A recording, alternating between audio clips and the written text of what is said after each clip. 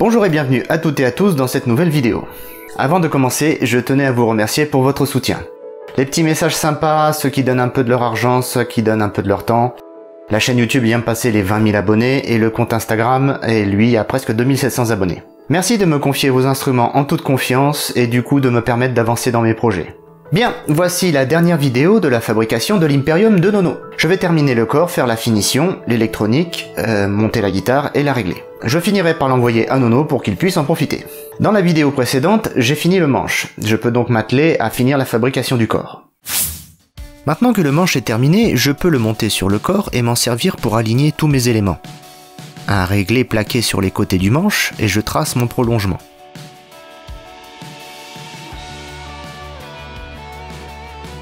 Avec un réglé de 1 mètre que je cale contre le sillet, je trace mon diapason sur le corps, 647,7 mm. Pour placer et tracer un Floyd, il faut avant tout savoir comment il fonctionne. En plaçant le pontet de mi-aigu en laissant du réglage dans les deux sens, la corde va reposer ici. C'est sur cette dernière que l'on doit tracer le diapason. À partir de là, en mesurant mes différents éléments, je suis à même de tracer mon emplacement et donc mes défonces.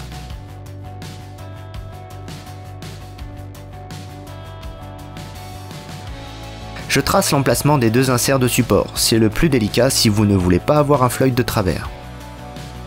En présentant ma platine, je peux vérifier si tout est bien aligné.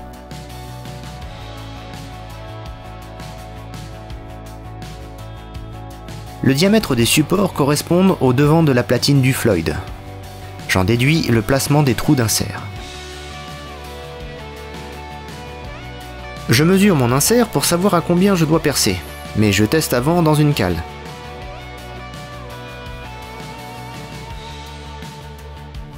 Vous pouvez le voir, selon le bois et le forêt, le trou est parfois trop grand ou trop petit. Il vaut mieux dans ce cas essayer plusieurs forêts, et vérifier que l'insert rentre juste un peu en force. Pour éviter que mon forêt dévie pendant le perçage, je prépare un guidage avec une petite mèche. Je marque sur ma mèche la profondeur à ne pas dépasser.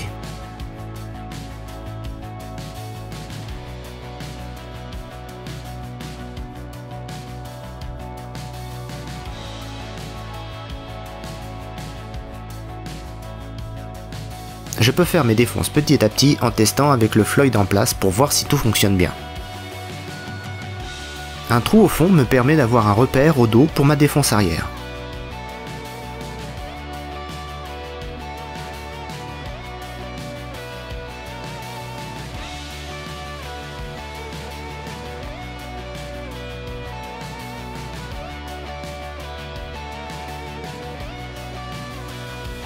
Pour cet instrument, je vais fabriquer un système de tension des ressorts un peu original.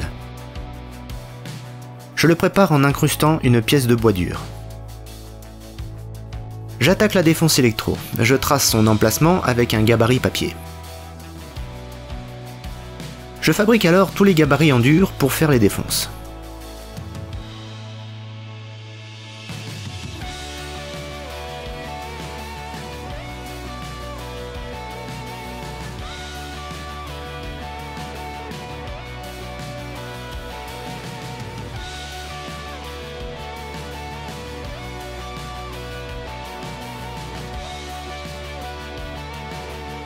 Dans la foulée, je défonce les emplacements des micros.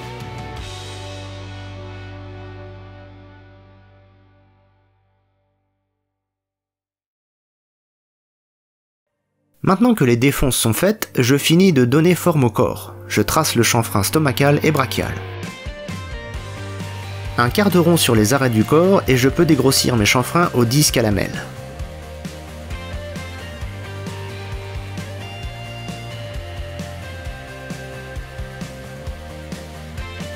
Puis j'affine ma sculpture avec râpe, racloir et abrasif.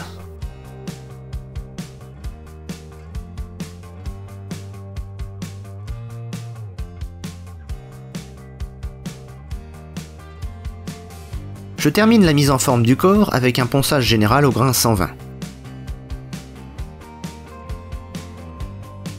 Avant d'attaquer la finition du corps, il faut préparer tous les accessoires. Je commence par les éléments électroniques.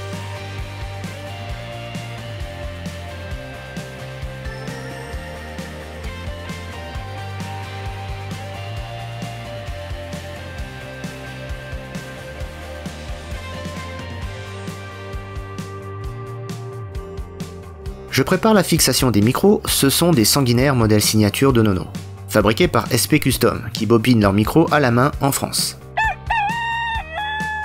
Les micros seront vissés directement dans le bois. Je reperce alors les pattes pour que les vis y soient libres.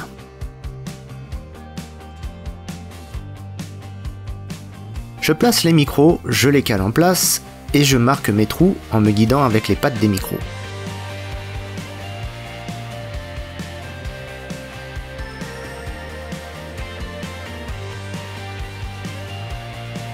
Je dois faire les plaques de défonce arrière. Elles seront peintes, pas besoin de s'embêter avec du bois.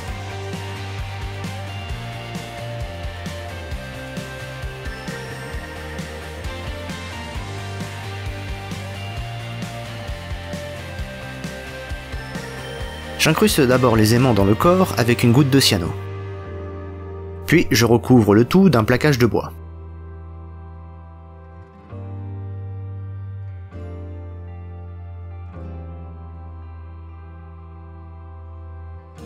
Je taille mes onglets d'ouverture.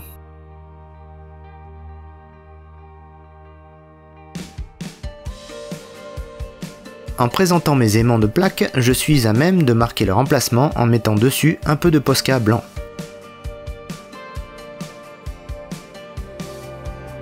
Je peux coller mes aimants dans les plaques et recouvrir de plaquage, mais attention au sens des aimants, sinon ils repousseront.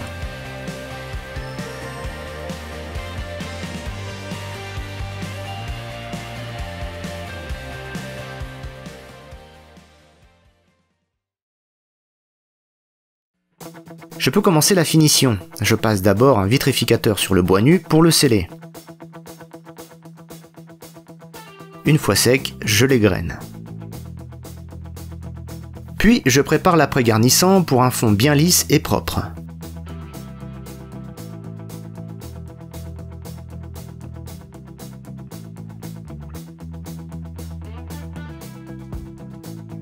J'égrène la première couche avant d'en passer une deuxième et de la poncer au 600.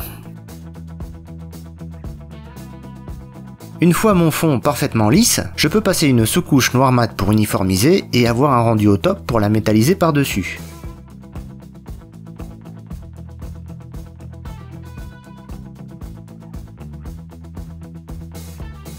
Rouge Lucifer de chez Peugeot, référence EKQ, le même que le kit ES.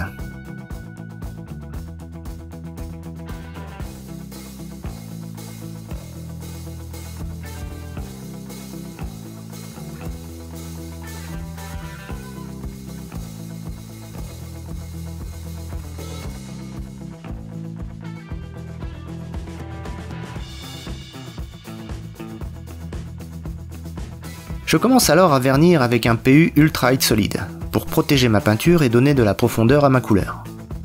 Dès la première couche, je pose mes décalcos.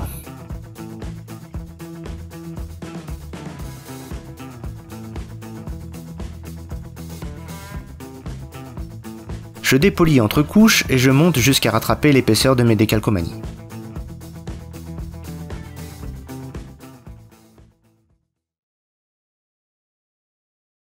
Bon, je dois terminer la finition du corps en mat. Le souci c'est que j'en ai encore jamais fait.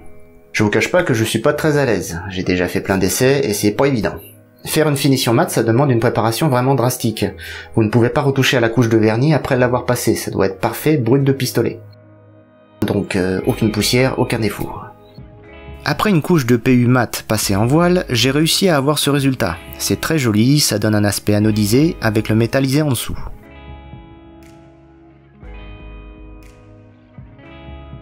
Je termine alors mes petits détails, par exemple la finition des cuvettes de vis de manche.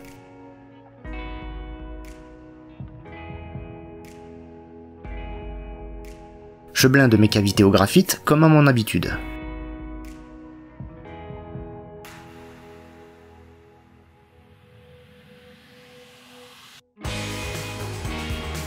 Du coup, je commence à monter les éléments, et au moment de mettre le micro à sa place, la patte touche un peu la table et un bel accroc dans la finition mat.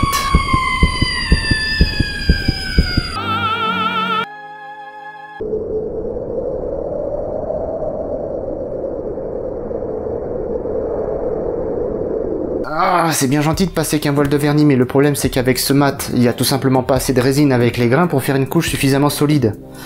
Je savais bien que j'allais galérer avec ce mat. Eh, mais j'ai une idée. Je connais un produit qui est facile d'utilisation, qui peut être satiné, mat, qui est censé être très solide. Un vitrificateur. C'est à base d'eau. Il faut que je vois si ça accroche bien sur un vernis déjà existant. Je vais faire des essais. Les essais ont été très concluants vu que le produit accrochait très bien et avec un fini satiné mat parfait. J'ai poncé mon voile de PU mat qui est parti vraiment très facilement et tada! Cette finition est bien plus belle que la précédente, totalement uniforme et vraiment très belle sur un métallisé.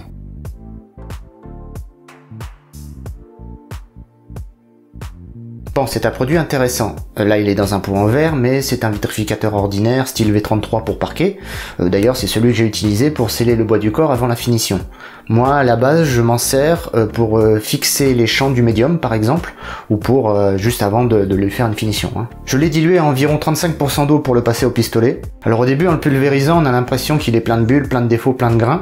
Mais en fait, en séchant, toute l'eau s'évapore et ne laisse que les extraits secs du produit, en fait. Et ça ne laisse qu'une couche fine, parfaitement uniforme d'aspect. Bon, faut quand même bien préparer son coup avant, hein, zéro poussière et bonne ventilation. Je peux maintenant monter mes éléments.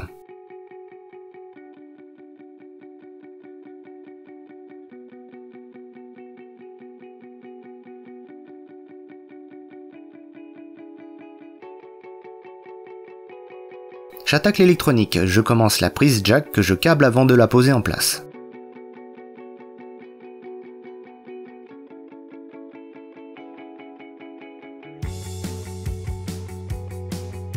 Un volume Seymour Duncan Malmsteen, sélecteur toggle 3 positions et 2 mini switches pour splitter les micros. Je fais un premier branchement pour tester le code couleur des micros et voir si tout fonctionne bien.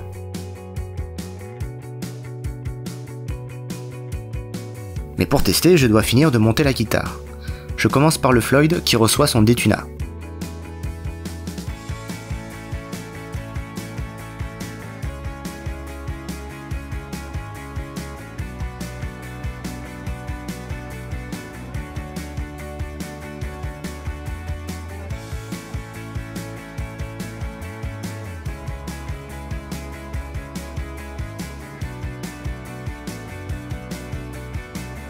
J'ajuste et je pose le scié bloc-corde.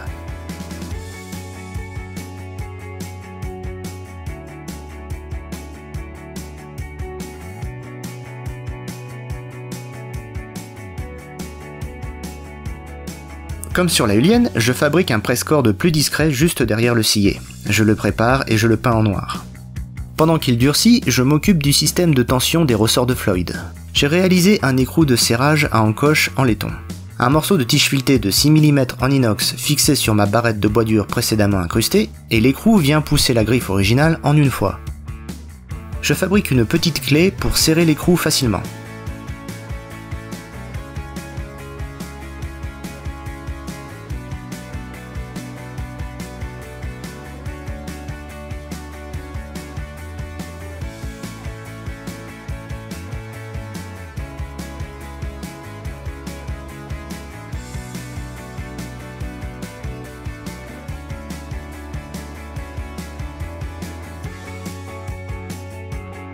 La peinture de mon presse-corde est dure, je peux le poser en place. Je vais pouvoir tester tout ça.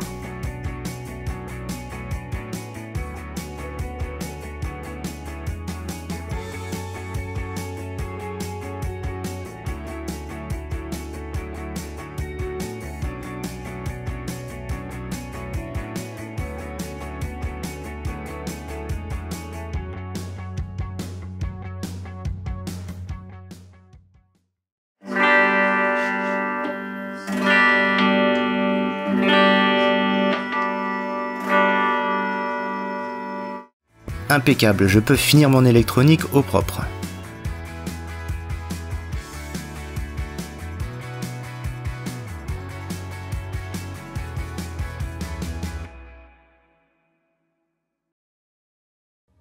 Je vérifie le confort de l'instrument, si l'équilibre est bon.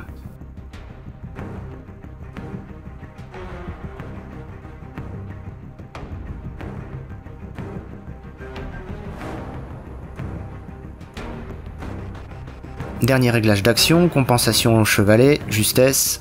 Ça y est, c'est fini.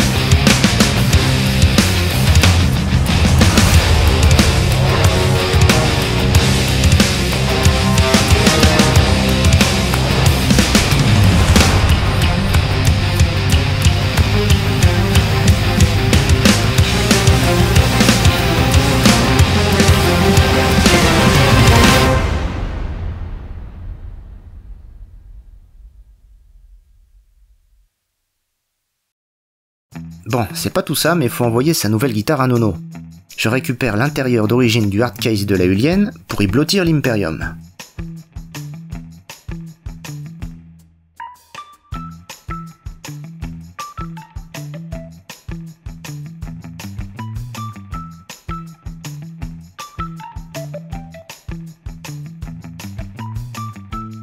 Je rajoute par-dessus 2 couches de carton bien costaud et hop, à la poste.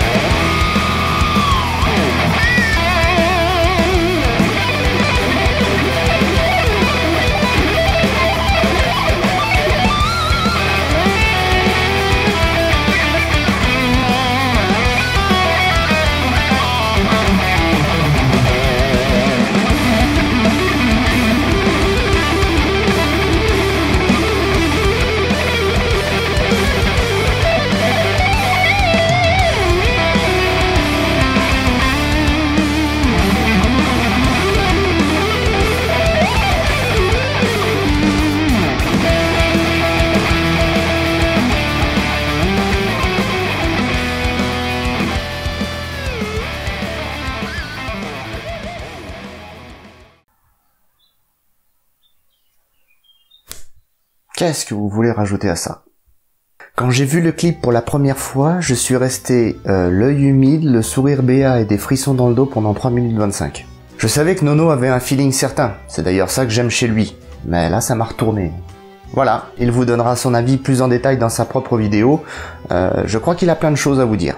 Encore une fois sur ce projet j'ai appris plein de choses, c'était une super aventure et on a vraiment réussi à se comprendre. Bon, eh bien je pense que j'ai tout dit pour cette fois, pensez à tapoter le petit pouce bleu si vous avez aimé, allez jeter un coup d'œil chez Nono si vous ne le connaissez pas encore, vous pouvez aussi me suivre sur Instagram et Facebook où je poste tout le travail qui est hors vidéo. Je dois finir d'écrire le Lutamate numéro 2 qui sera peut-être la prochaine vidéo si j'arrive à faire tout ce que je veux. Je vous dis donc à la prochaine, prenez soin de vous et de vos proches, restez curieux et créatifs, plein de bisous!